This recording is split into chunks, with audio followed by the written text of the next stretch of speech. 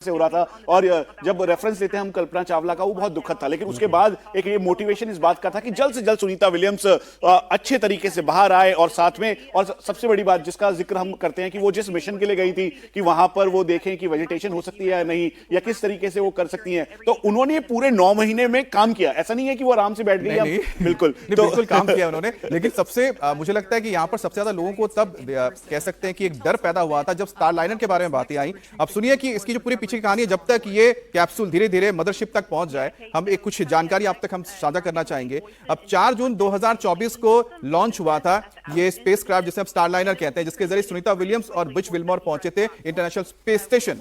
लेकिन उनको वापस आना था करीब 8-9 दिन बाद, यानी 14 जून को। लेकिन किसी वजह से, तकनीकी खामियों की वजह से स्टारलाइनर नहीं आ पाया, जिसके बाद उनका वहां पर जो रहना था वो और बढ़ गया, यानी कि उनकी जो वापसी थी और टाल दी गई।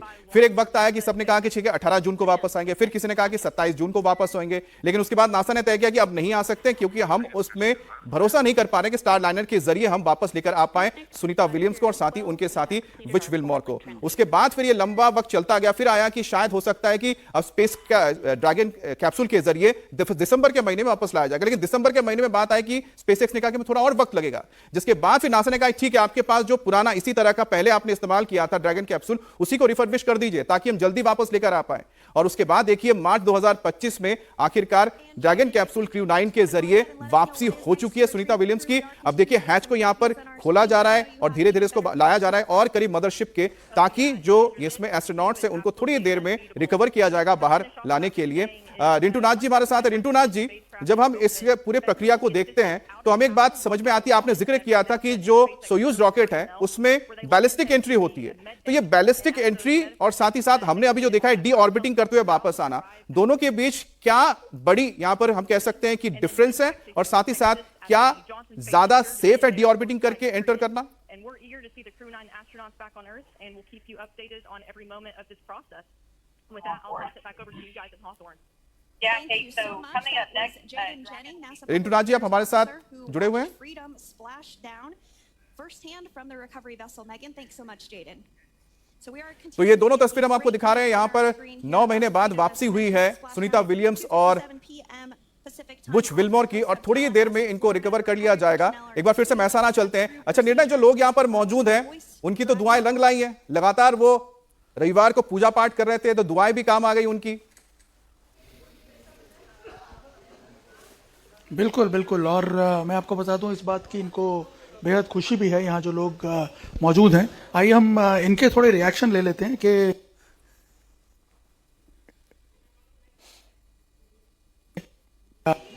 उनको जो अच्छा निर्णय के पास हम वापस लौटते हैं, थोड़ी सी यहां पर दिक्कत आ रही है। राघवन हमारे साथ जुड़े हैं। राघवन, जब बात होती है कि बैलिस्टिक एंट्री जो कि सोयूज रॉकेट के जरिए होती है, और दूसरा हम देख रहे हैं कि डी ऑर्बिटिंग करते हुए यहां पर स्पेसक्राफ्ट जो ड्रैगन कैप्सूल है वो एंटर करता है, अब भारत में जो यहां पर प्रक्रिया अपनाई जा रही है, कौन सी अपनाई जा रही है? डी ऑर्बिटिंग करते हुए हम लोग वापस लेकर आएंगे हमारे जो कैप्सूल होंगे, यहाँ की बैलिस्टिक एंट्री होगी?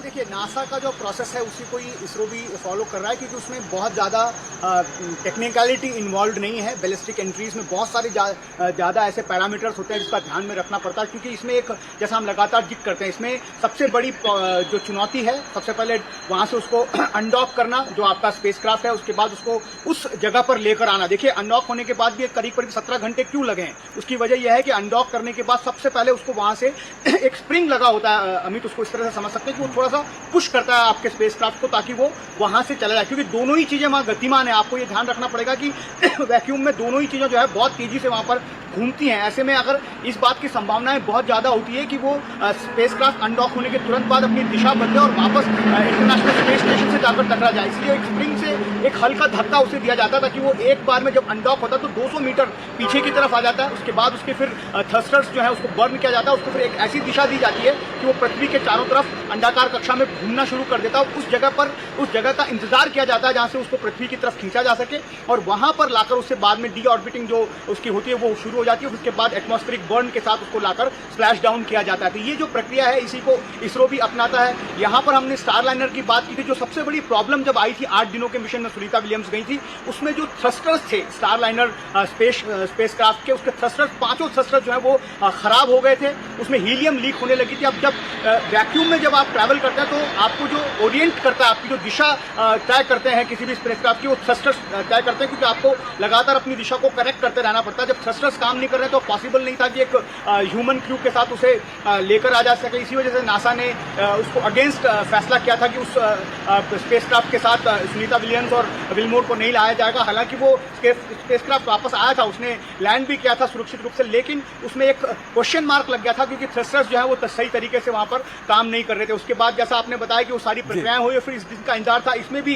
पहले इसी सप्ताह एक बार कोशिश की गई थी, लेकिन जब लॉन्च पैड पर जाने के बाद पता चला कि जो हैचेस है, जो रॉकेट को गतिमान करने के लिए हैचेस खुलते हैं, उसके बाद फिर इग्नाइट होता, तो उस हैचेस में प्रॉब्लम आ गई थी। तो वहां पर राघवन, हम जरा बहुत ही अब करीब की तस्वीर देख रहे हैं, तो हम जरा आपके पास लौटेंगे।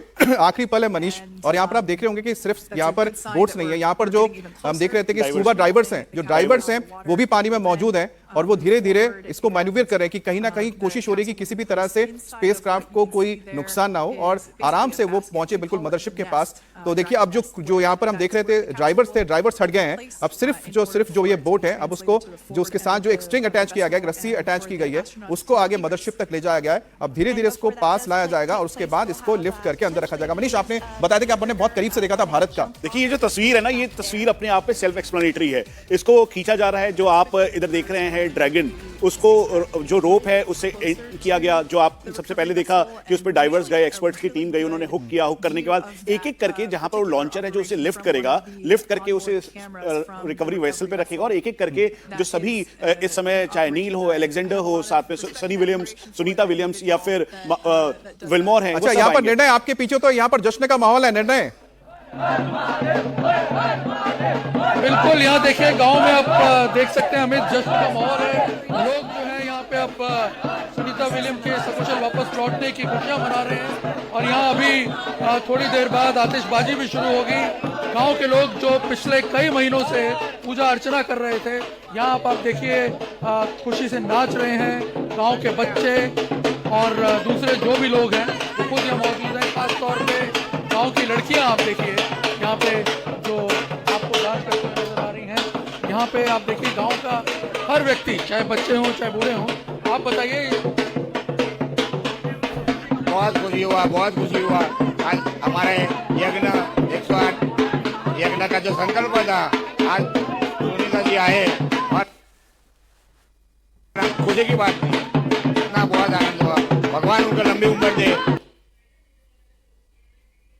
तो यहाँ खुशियाँ मनाते हुए दिखेंगे, और हर व्यक्ति गांव का यहाँ पे काफी उत्साहित है।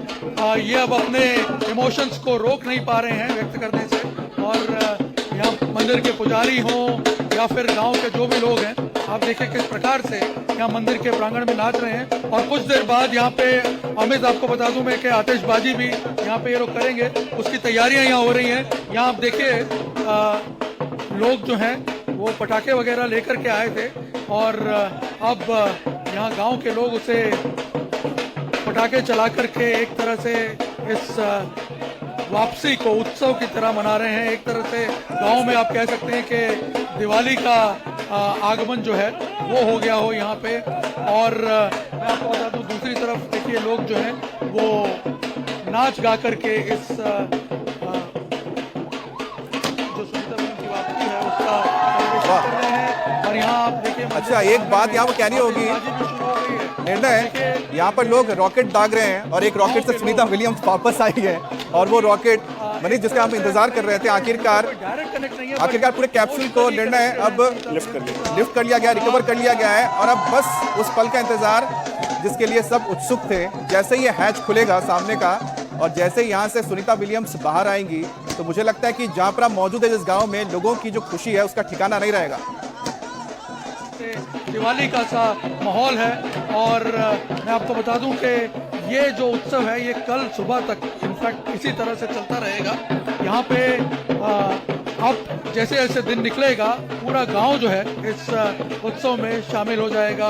अमित जी, अच्छा मनीष, जब आपने देखा था, क्योंकि अब तो रिकवर हो चुका है कैप्सूल, इसको अब मदरशिप पर लाया जा चुका है, अब जो आगे की प्रक्रिया शुरू होगी, लेकिन आपने कहा था कि आपने पूरी प्रक्रिया को देखा था जब भारत का भी कैप्सूल आया था, उसको भी इसी तरह से रिकवर किया गया था? बिल्कुल सेम प्रोसीजर है, और चूंकि नासा के रोड मैप पे ही इसकी पूरी तैयारी की गई थी, इसरो ने जिस तरीके से किया था, भारतीय नौसेना के जो वेसल हैं वो वहां पे मौजूद थे, उन्होंने रिकवर किया था। ठीक इस समय आप तस्वीरों के माध्यम से भी अगर समझे तो जब ये कैप्सूल को रिकवर किया गया, रिकवर करने के बाद एक बार फिर से जो टीम है वो इसको पूरा मॉनिटर करेगी। मॉनिटर करने के बाद जो इसका हैच है, यानी जो आप दरवाजा है वो खुलेगा, और खुलने के बाद इनको बहुत ही सुरक्षित तरीके से बाहर निकाला जाएगा, क्योंकि 9 महीने के एक्सपोजर के बाद चाहे बोन डेंसिटी हो या फिर उनके बेबी फीट्स हो, चलने में दिक्कत होगी। इसके अलावा वहां पे माइक्रो ग्रेविटी है, यानी आप जीरो ग्रेविटी समझ लीजिए, अगर जो चीज जहां रखी है वो वहीं पे रहेगी, लेकिन यहां पर इंपैक्ट उसका डाउन होगा। तो इस वजह से ये सारे चेंजेस हो गए, और जो इस समय इसके अंदर बैठे हैं वो सारे एक्सपर्ट्स हैं, उनको अच्छे तरीके से पता है। और यही तस्वीरों के माध्यम से आप 2 रॉकेट्स का बात कर रहे थे, आप कह रहे थे कि एक रॉकेट अभी रिकवर हुआ है, दूसरा रॉकेट चल रहा है। तो ये जो एक पहला रॉकेट है जिससे सुनीता विलियम्स आई है, उसकी स्पीड करीबन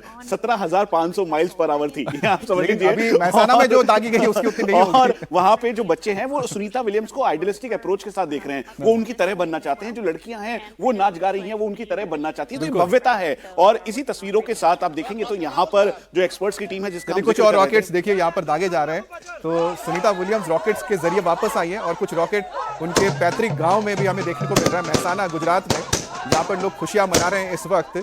और देखिए कि ये भारत की कैसी संस्कृति है जिसका जिक्र और जिसकी कोई तुलना कहीं नहीं मिलती, क्योंकि इतने सालों का रिश्ता भले ही बिल्कुल करीब से ना हो, क्योंकि इसी धरती पर, इसी गांव में सुनीता विलियम्स के पिता का जन्म हुआ था, इसीलिए आज भी यहाँ के लोग